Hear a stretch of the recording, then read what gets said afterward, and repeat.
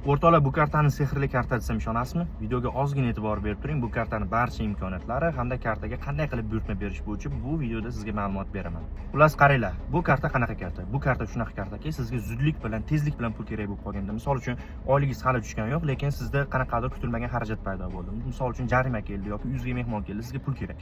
Shunaqa vaziyatda siz TBC bank ilovasiga kirasiz, Osmon kart kredit kartasiga buyurtma berasiz, ya'ni kartangizdagi pul aylanmasini ko'rsatasiz, bank sizga limit ajratadi. Hamda u limitni mana shu kartaga tashlab sizga yetkazib beradi va siz bemalol istalgancha bu puldan foydalanishingiz mumkin. Misol uchun sizga 10 million limit ajratildi hamda kartani qo'lingizga oldingiz. Siz Korzinkaga kirib aytaylik 1 million so'mning xaridlarni amalga oshirdingiz va bu pulni yana 55 kun ichida yana shu kartaga qayta tashlab qo'ysangiz, sizdan hech qanday foiz olinmaydi.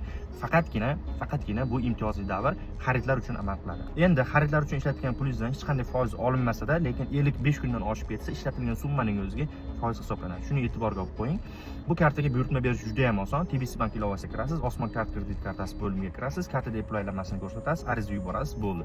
Agar sizga limit tasdiqlansa, karta qayerda bo'lishingizdan qat'iy nazar uzog'i 3 kun ichida yetib boradi qo'lingizga. Agar bank faoliyatiga doir yana qiziqarli ma'lumotlar kerak bo'lsa, profilim shapkasidagi havola orqali Telegram kanalimga ulanib qo'ying. Har kuni foydali ma'lumotlar berib boraman. Agar sizga qanaqadir qo'shimcha savollar yoki qanaqadir maslahatlar kerak bo'lsa, Telegram nikimni ham qo'yib qo'yganman. Bemalol murojaat qilishingiz mumkin. Shaxsan o'zim sizga javob beraman.